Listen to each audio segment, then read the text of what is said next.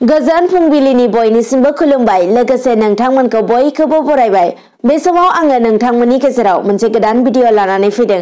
बे भिडिअनि गेजेरजों आङो नोंथांमोननो माखासे गेदेरथार खौरांफोरखौ होनो लादों। नोंथांमोना भिडिअखौ फारियै जोबजासिम नायलांदो। सेथियाव लानानै फैदों दुलाराय बर' फरायसा आफादनि गेदेरथार मावथांखि बड'फा गोजोरथियारि सोलायनाय मावथांखिनि नोजोरजों मिरु दुलाराय बर' फरायसा आफाद आरो बाक्सा जिल्ला दुलाराय बर' फरायसा आफाद जथायै तामुलपुर दख'रा एबसुनि हेफाजाबाव दान मोनसेनि थांखिजों हारिमु मावबादाखौ तामुलपुराव थानाय मथंगाफुरि पार्कआव मैया थांनाय 12 मार्च शुक्रबार खालि जागायजेनना होबाय। हाबाफारि बायदियै हारिमु आयदानि सायाव गुवारै बेखेवनानै होयो मिरु एबसुनि आफादगिरि मानगोनां मुस्रि दिपेन बर' बिथाङा आरो थांखि जानाय बुंथिगिरि महरै बाहागो लायो तामुलपुर जिल्ला बर' हारिमु आफादनि आफादगिरि नरेन बर'आ आरो बे हाबाफारियावनो बाहागो लानो हाबावदों बर' सावथुन मुलुगनि मुंदांखा फावखुंगुर फैला बरगयारी आरो मेन्देला ब्रह्मआ। दानिया फैदो गुबुन नैथि खौराङाव 2020 मायथाइनि साहित्य एकाडेमि बान्था मोनगिरि थुनलाइगिरिफोरनि मुं फारिलाइखौ फोसावना होबाय। 2020 मायथाइनि साहित्य एकाडेमि बान्थानि थाखाय 3 बर'नि थुनलाइगिरिफोरा सायख'जादों। बर' थुनलाइयाव गोबां बिहोमा होबोनाय रुंसारि धरनीधर औवारी, डक्टर अजित बर' आरो लाइमोन लिरगिरि निउटन के बसुमतारिया बर' रावनि थुनलाइयारिनि थाखाय साहित्य एकाडेमि बान्थाखौ मोननो हादों। मख'जाथावदि थुनलाइगिरि रुंसारि धरनीधर औवारीया गोथेनाय मालायाव गोदान आगान सुंद' सल'नि थाखाय साहित्य एकाडेमि बान्थाखौ मोननो हादों आरो थुनलाइगिरि डक्टर अनिल बर'आ गथ'सा बिसम्बिनि थाखाय गथ'सा साहित्य एकाडेमि बान्थाखौ मोननो हादों आरो लाइमोन लिरगिरि निउटन के बसुमतारिया आबै आबौ आरो आं खन्थाइ बिजाबनि थाखाय लाइमोन साहित्य एकाडेमि बान्थाखौ मोननो हादों। दानिया फैदो थामथि खौराङाव।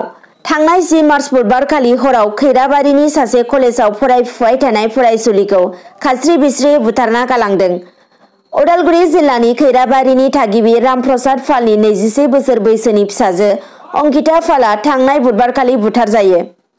खौरां मोननाय बायदिब्ला फरायसुलि अंकिताखौ गावनि न'नि साखाथियावनो बुथारदोंमोन सासे सेंग्राया। रायजोफोरा अमित बोद्र मुंनि सासे सेंग्रानि सायाव अंकिताखौ बुथारनायनि अजद दैखांदों। बे बुथारनाय जाथायनि बेरेखा सोमावसारनानै बेंगली जुव छात्र फेडारेशनआ खैराबारियाव दायनिगिरिखौ थाबैनो फासि होनांगौ होननानै दाबि दैखांना हानजा सुरनाय हाबाफारि खालामदों। थांनाय बुधबारखालिनो हराव पुलिसआ बुथारगिरि अमित बोद्रखौ हमना मोनो। रायजोफोरा फास्ट ट्रेक बिजिरसालियाव नायबिजिरनानै दायनिगिरिखौ थाबैनो साजा होनांगौ होननानै खुंथायनि खाथियाव दाबि खालामदों। दानिया फैबावदो ब्रैथियाव। मैया थांनाय 12 मार्च शुक्रबार खालि चिरां जिल्ला सापागुरिनि हिमालया हटेलनि नब्लाङाव मिरु इउपिपिएल दोलोनि जर'खा सावरायमेल खुंफुंलांदों। बे मेलाव बिटिआरनि गाहाय मावफुं सोद्रोमा प्रमद बर'आ बाहागो लानानै खौरांगिरिनि सिगाङाव बुङोदि बिधानसभा बिसायख'थिनि थाखाय आद्रा थालांनाय बियाबफोरनि बिजाथिफोरनि मुंखौ थाबैनो फोसावना होनाय जागोन। बिटिसिआव बिजेपिआ होखानाय मोन 8 मासिनि अनगायैबो आरो मोननैसो मासियाव गेलेनो थाखाय बिजेपिजों सावरायलायनाय सोलिगासिनो दं होननानै फोरमायो।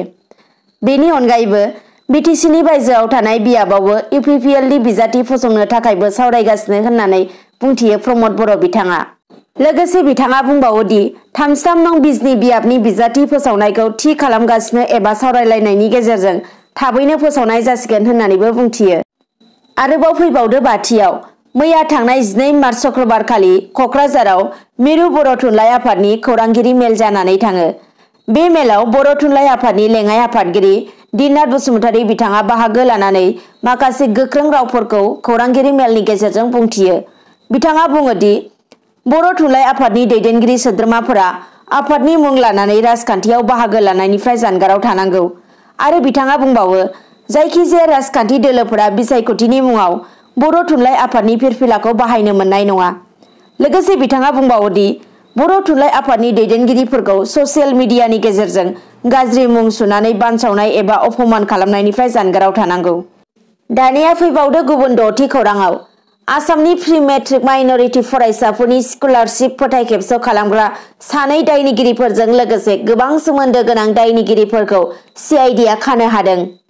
मोनथिनो हानाय बायदिब्ला थांनाय बुधबारनिफ्राय बक' पुलिस थाना आरो सर' पुलिस थानानि बेन्दोङाव संदाननाय जादोंमोन। मख'नो गोनांदि 2 फोथायखेबस'खौ सिहुदुल इस्लाम आरो रबिउर रेहमान होननानै मिन्थिनो मोन्दों।